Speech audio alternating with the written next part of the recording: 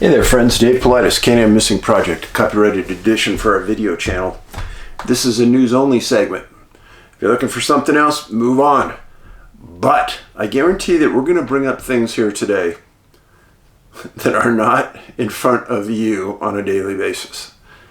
And first thing I want to ask you, the last line in the Pledge of Allegiance, liberty and justice for all. Do you think we have that today in American society? Do you think it's different? Oh, I think we have a guest at our door. Come on. Okay, come on. Wow, we have a surprise appearance. Look at this. Hey, how you doing, Hawk? Huh? Easy, good girl. Yeah. Oh, you wanted to come in and stay with Dad? Want to listen to the news? See if I'm doing a good job, huh? You can stay in here, sure. Well, that was a surprise. She was at the door, wanted to come in. All right, no problem. She's in. He's a good girl. Yes, sir. So that line, liberty and justice for all. I was thinking about that the other day when I was walking past a school, looking at their flag, thinking about when I was in school and saying the Pledge of Allegiance. And then thinking, what's changed since when I was in school till today? A lot. A lot has changed. Fair and equal representation under the law. We're going to talk about something today, just hits that right on the head. And then, we're into the news. Headlines: Novak Djokovic asked permission to enter the U.S. for tournaments due to vaccine status. He says, not in my hands. MSN, February 22nd this year. The world's #1 men's tennis player, Novak Djokovic, has applied for special permission to enter the U.S. in order to play in a tournament due to being unvaccinated. Djokovic is hoping to compete in March tournaments in Indian Wells, California, and Miami, Florida, after playing in the Dubai Open next week. He says, my plans after Dubai depend on the U.S. I'm waiting for a reply. It's not on me. I will know soon, Djokovic told reporters after practice in Belgrade, according to Reuters. Everything is in process. I'm thankful to the Indian Wells and Miami communities for their support. They would like me to be able to play in their tournaments. I'm looking forward to a positive decision coming soon, but it's out of my hands. In January, the U.S. government extended the vaccine requirement for foreign air travelers until at least April 10th. Foreign air travelers. But southern swimmers? No, they can come across. They don't need any vaccines. He has previously stated that he would skip tournaments rather than receive the vaccine. Indian Wells tournament director Tommy Haas said in January it would be a disgrace if Djokovic could not compete in the U.S. due to his vaccine status. Obviously, the one problem being that he still cannot come in the U.S. If he doesn't play Indian Wells in Miami in March, they're supposed to lift those mandates by mid-April. It would be nice to see if we could maybe lift those a little earlier and have him come and play in Indian Wells in Miami. I mean, it would be a disgrace in my eyes if he wasn't coming to these events or not allowed to come. Fair and equal representation under the law, liberty and justice for all. So, are government workers required to get the vaccine? U.S. government workers? Not all. No, not all. Some they made a big deal about. But there's a government worker that comes to your house every day that they were never required to be vaccinated. Well, who's that, Dave? Oh, that's the postal workers. No, they were never required to be vaccinated. But yet we're going to require some people coming from outside of our country to be vaccinated when we have 5,000 people per day crossing the southern border, coming into our country, who are not vaccinated. And They aren't forced to be vaccinated. Now let's think about this. Be rational. Don't be political. Be factually honest. Be factually honest. If COVID was an extremely deadly virus, and it was killing thousands daily, would we be allowing unvaccinated people into our country by the thousands on a daily basis? And letting them mingle around people in airports and people in Arizona and New Mexico and California? Would we be allowing that? I'm asking. I don't know. Now, if it isn't a deadly disease and it's not in emergency status anymore, because Biden said we've passed the critical period for COVID, it's behind us. He said that. So then why do we have these restrictions on people flying into our country? So you fly, you have one rule. You swim across the southern border, you have another rule. But people are still coming into our country. Yeah, it's okay. I'm right here. Yeah, it's okay. So I guess she didn't like that line. Sorry. But to me, and I'm not the sharpest knife in the drawer, but it sure seems hypocritical. Next one. There was a large post on Twitter the other day about a dairy farmer in the Netherlands. And it was the last day in his family's 100-year life where they won't be milking cows anymore, because there was a forced closure of his farm by the government.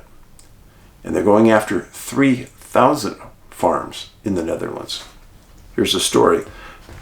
The story first came out last year, November 29th of 2022, but now the government is starting to execute on their plans and close the farms. The Dutch government is planning to buy out and close as many as 3,000 farms in the country, exacerbating an already bitter dispute with growers as leaders attempt to halve the country's nitrogen emissions by 2030. Leaders said last week they plan to allocate $25 billion to a buyout plan, which they will use to purchase 2,000 to 3,000 Dutch farms and other nitrogen emitters well over their property values. If farmers do not agree to the plan, the buyouts could become compulsory. There's no better offer coming, Dutch nitrogen minister Christian de Waal told members of parliament. I couldn't make this up, folks. The plan comes as the Dutch government moves to halve its nitrogen emissions by 2030 in accordance with European conservation rules. But to meet that target, the government estimates that 11,200 farms will have to close, and 17,600 others will have to reduce their livestock emissions significantly. Hi.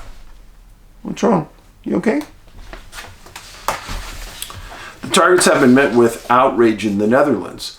This summer, tens of thousands of protesters massed in March Dutch in major Dutch cities to protest news of the emission cuts, blocking roadways, bridges, and key waterways. Farming is a critical sector of the Dutch economy. Despite being just slightly larger than the state of Maryland, the Netherlands is the world's second largest exporter of agricultural goods, only behind the US, and its exports into that sector totaled 105 billion euros in 2021 alone. This is huge, folks. If you don't think it's coming here, you have your head buried in the sand. This is a huge restriction on our food. Huge. Question. Do you think that China and Russia are going to adopt these policies and inflict this on their people? China can barely feed their people. Do you think they're going to do this? There's many who believe that China wants our country and our people to fail at multiple levels. They want us to be made a mockery of the system. And it started to come out how China has poured hundreds of millions of dollars into various elections in Canada and the USA, attempting to affect the outcome and get the person into office they want. Same way with propaganda along with policy. If you start paying attention to who's behind the constant bombardment of message you get, chances are it's being supported by other countries. And as long as they bombard you with that message, the same one, oh, you got to reduce nitrogen. You hear that 100 times. A lot of people think, well, then maybe we got to reduce nitrogen. And we don't want to be the world's problems, do we? We want to be the world's leaders. Problem with that, folks. Huge problem. We get behind the 8 ball. We start to lose. We can't feed our people. Our gross domestic product is reduced. And soon, we aren't a world leader of anything. And we're rapidly getting there. Now, why is that happening? Remember I told you hear the same message over and over and over? It'll start to brainwash you. Leads right into the next article. Soros' takeover. FCC clears path for liberal group to buy Spanish language conservative talk radio stations. Decision rekindles concerns that a radical political agenda will influence Hispanic voters. MSN, November 22nd, 2022. A liberal group linked to billionaire George Soros has been cleared by the Federal Communications Commission to purchase Spanish language radio stations throughout the country, rekindling concerns that a radical political agenda will influence information provided to the Hispanic voters. Miami's iconic Spanish language conservative talk radio station, Mambi, is one of the 18 stations that Soros-backed Latino Media Network will purchase from Televisa Univision for a reported $60 million. The Radio Mambi, which is historically linked to Cuban exile community and offers an anti-communism view, will be controlled by liberals once the deal is finalized. Latino Media Group, which is partially financed by a government group affiliated with Soros Fund Management, is controlled by Jess Morales Roquito, a former Hillary for America and AFL-CIO employee, and former Obama White House staffer Stephanie Valencia. The FCC rejected a petition to block the proposed sale. Quote, we have reviewed the applications and find Univision is qualified to assign and LMN is qualified to hold the licenses for the station. FCC Audio Division Chief Albert Schulder said in a decision released Monday and first reported on Inside Radio. Spanish language stations in other major markets include New York, Chicago, Dallas, Houston, Las Vegas, Los Angeles, San Antonio, also set to be controlled by the Soros-linked group. Some conservatives, particularly right-leaning Hispanics, have called it an attempt by the left to control the information made available by Spanish-speaking voters. Giddy up. It's a move to control the message. They want you to hear what they want you to hear and nothing more. Controlling the media, just like they do in China, in Russia, and in Cuba. They want these people to be stupid. They want these people to be ill-informed. Why is that, folks? That is because their message is inferior to the honest facts. Yes, I know, Huck. She doesn't like you not hearing facts. And that controlling of the message is classic in fascism and communism. All you have to do is study history. Next article, it didn't get me mad. My blood was boiling. Headlines, 2 suspected illegal aliens kill a bald eagle for dinner. Federal authorities don't seem to care. Suspects told law enforcement they plan to eat the bird, but federal authorities are not bringing charges against them. 2 suspected illegal immigrants shot and killed a bald eagle with the intention of cooking it for dinner. And the town sheriff whose department arrested them says federal authorities who could keep them behind bars won't return his calls. What? The incident has left Stanton County, Nebraska residents disturbed and offended. County Sheriff Mike Unger told the Washington Free Beacon, as of right now, the two suspects are allowed to roam the country freely. The two men were charged with misdemeanors, and Nebraska law dictates the pair can't be held in jail before their March 28th trial. Oh, and you know they're going to be there, right? They're going to show up. The murder of the once endangered bald eagle, the national bird of the U.S., occurred on February 28, 2023, after Stanton County police officers responded to a report of a suspicious vehicle outside the Wood Duck State Wildlife Management Office. Officers at the scene discovered two Honduran nationals carrying the dead bird. They spoke no English, carried no form of ID other than documents from the Honduran consulate. Killing a bald eagle is a violation of the 1940 Bald and Golden Eagle Protection Act, a federal law that carries a punishment of up to 1 year in prison. Federal authorities must bring those charges, in this case, the U.S. Fish and Wildlife Service. But Unger says he reached out repeatedly to the agency has gotten only silence. A spokeswoman for the U.S. Fish and Wildlife Service did not respond for comment. Quote, "I'm very frustrated with the federal government," Unger said. There is a precedent for federal charges to be brought against bald eagle murderers. In June, a 79-year-old Tuscarora County, Ohio man pleaded guilty to killing a bald eagle while hunting groundhogs on his property. The man was forced to pay a $10,000 fine in court, another $10,000 in restitution to the Fish and Wildlife Service. He was also barred from hunting for 5 years. In 2017, feds brought charges against a 62-year-old Virginia man for shooting and killing a bald eagle. The man also ran over the bird with his all-terrain vehicle and said he was upset it had been hunting and taking fish from a local pond. The man was sentenced to a month of house arrest and 100 hours of community service, along with $2,000 in fines. Quote, "I'm trying to be as politically correct as possible when I say this, but I don't know what kind of third world life they're coming from. But it must have been pretty bad," Unger said, before adding that his office will not release photos of the dead bird because it's very graphic and contains a lot of blood. Stanton County authorities communicated with the two suspects using a translation app on their phones and charged both with unlawful possession of a bald eagle and one with not having a driver's license.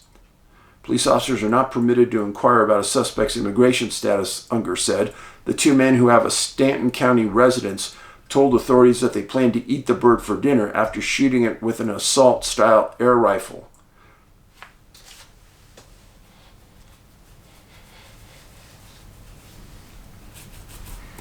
I looked. Honduras has rules about wildlife. You can't kill certain wildlife. And just because these people didn't know that, ignorance of the law is not immunity to the law. This is our national bird. First of all, it's reprehensible that the U.S. Fish and Wildlife Service didn't contact this sheriff when he called. That's obscene. You don't talk, you work for us. Do I think they should be charged? Without a doubt. I was irate. I gotta say, I was irate. Multi-tier form of justice. Us and everybody else. And if you listen to that article I just read, the people that had the money, that could pay the fines, we're going to charge them to get their money. But these guys, they don't have any money, so why should we charge them? That's almost what it appears. MSN, March 3rd, 2023.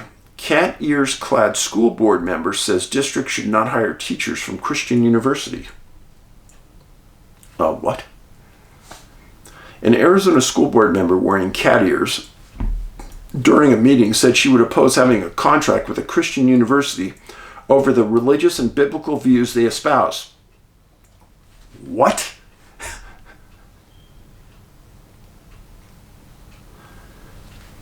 Do you remember what the Pledge of Allegiance says that we said in school? Under God, under God. The Washington Elementary School District, which serves students in the Phoenix and Glendale areas, had an ongoing contract with Arizona Christian University for 5 years, enabling their student teachers to be placed in its schools for field experience. The contract opened up opportunities for recruitment and hiring. During the meeting, school board member Tamila Valenzuela blasted the university over its Christian beliefs and said she was disheartened to learn that the contract had been ongoing for 5 years. Valenzuela describes herself as a bilingual, disabled, neurodivergent, queer, black Latina who loves a good hot wing, but only with the right ranch and things that sparkle. Her words, not mine.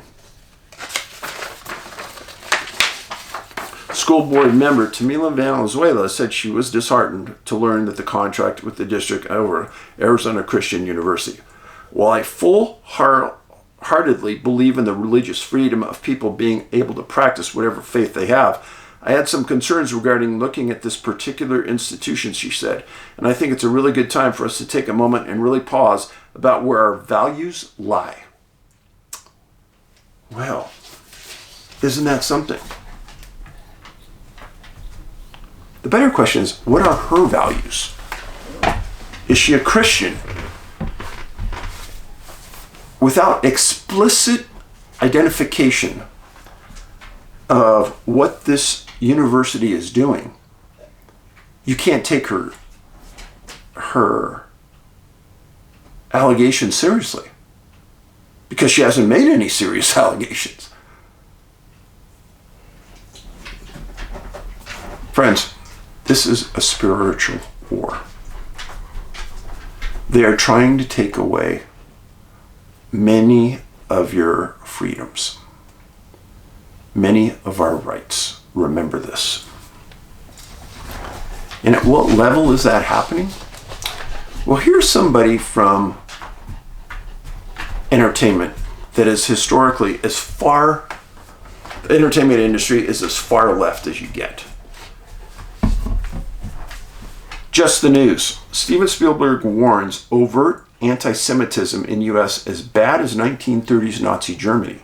March 5th, 2023.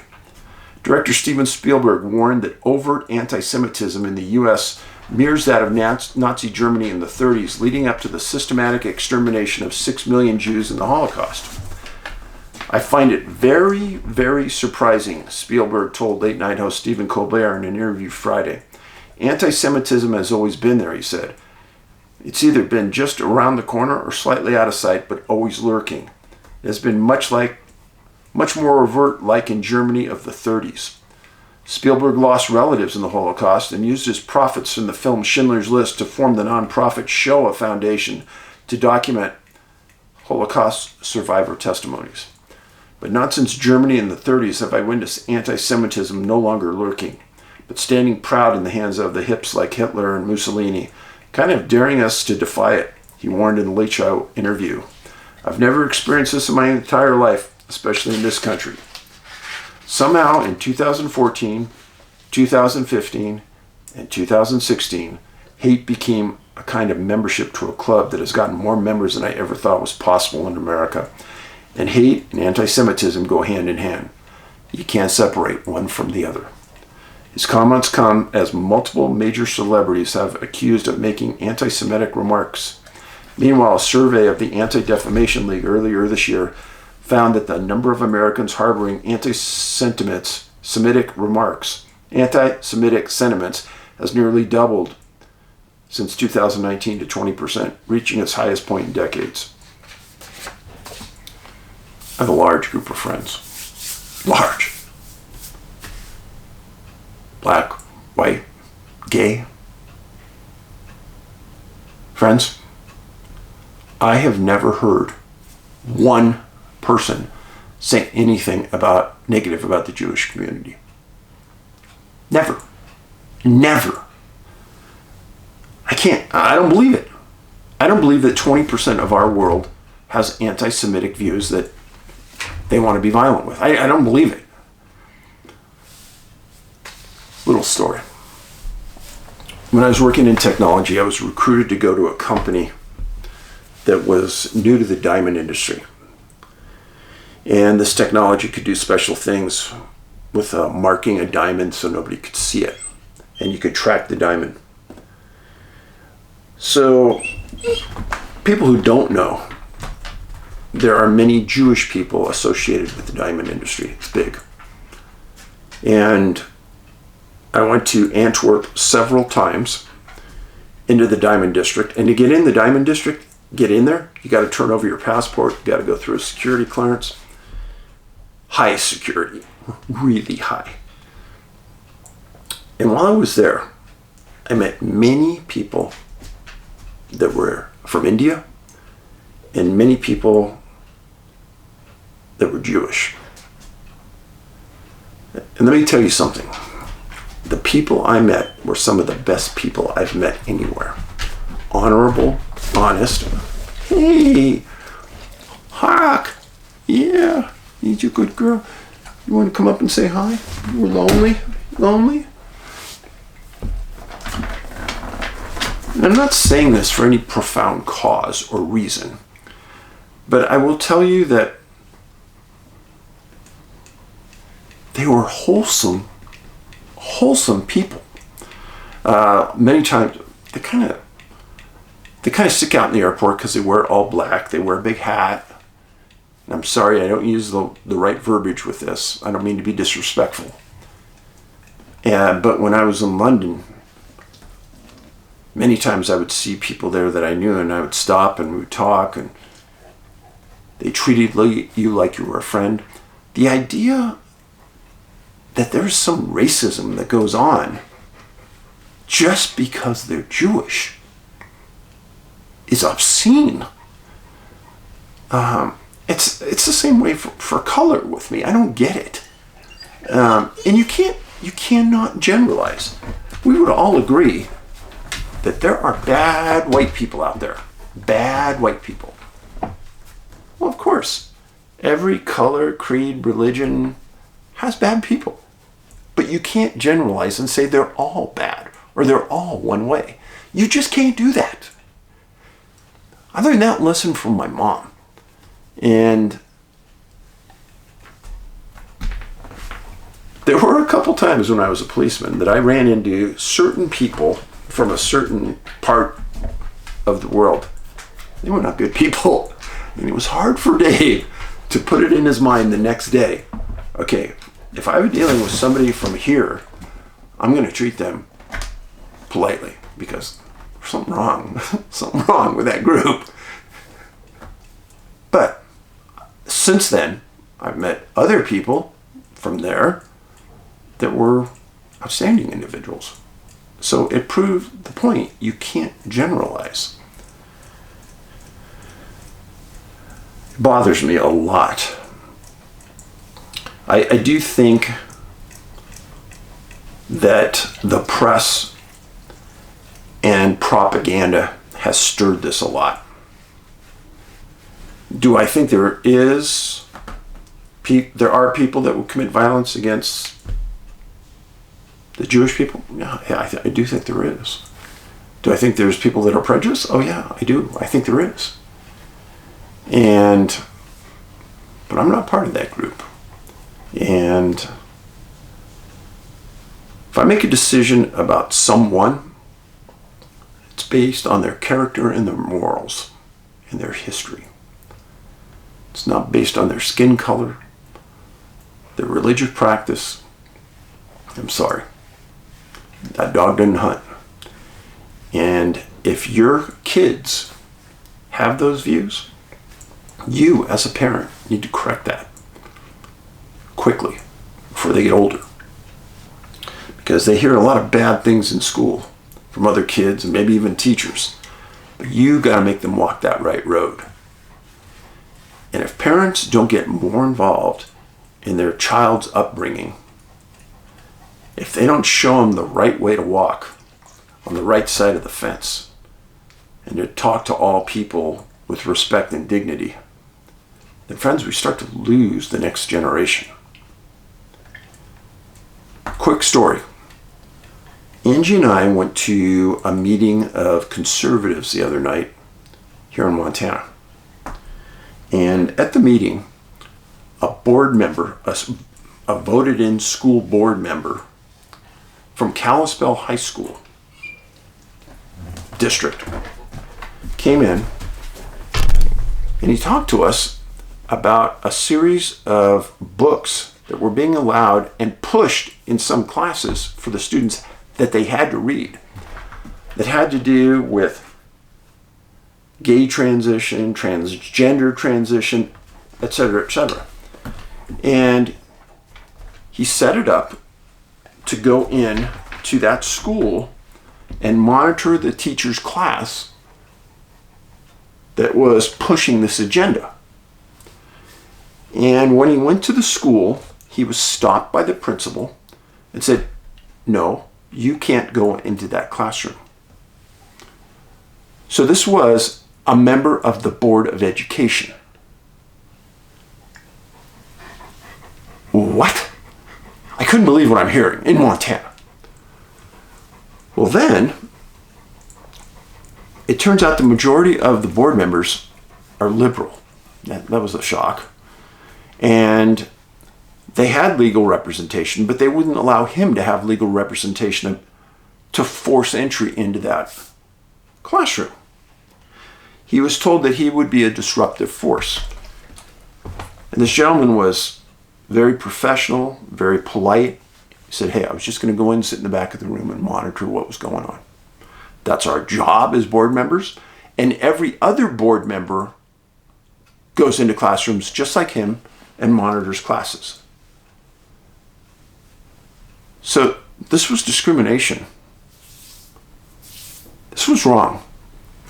And some of us at that meeting gave him the name of a law firm that represents individuals on these exact type of cases for free. And we told him, hey, we would support him. He needs the help. It's going to happen. This is going to end. Now, why is this happening in Montana? It turns out that the superintendent of schools, who was recruited by the liberal board members and was financed by a Soros-backed group, this funded the school board elections for these people to win at a tune of $1.2 million. And when I heard that, Soros money coming to Montana, folks, we sit back, we say we don't like it, you do nothing, we are going to get overwhelmed. The other side has a plan, and they're executing to that plan because they know you and me, the majority of us, will sit back, enjoy our retirement. Yeah, I should do something, but I really shouldn't, but you don't have the time, I'm too busy. No, you got to do something. You've got to do something. We're doing it. You do it. Here's the other part of this. In this meeting that I was at, there was nobody in the meeting under 50 years old. Nobody. Disturbing. Because you look at the left, they've engaged the young people. We haven't. The conservative movement for young people is horrendous. We aren't educating. We aren't showing our agenda to them. We're being blocked when conservative speakers go to schools. It's disturbing. We have to get a plan that works. And I'm afraid that the RNC right now isn't going to be able to do it with their leadership. Just don't think so. But you know what? Grassroots level, in your local community, you got to get involved. There's conservative thinking groups, not Republican groups, conservative groups in your community that meet weekly. You need to get involved. please. This is how we start. And if you say, well, I don't know any conservative groups, well, what you do is you call your local Republican-led committee and you ask them, and they will tell you. And from there, you go to a meeting, and your ire will get up, and you will engage. Please, this is how it starts. Paulides out.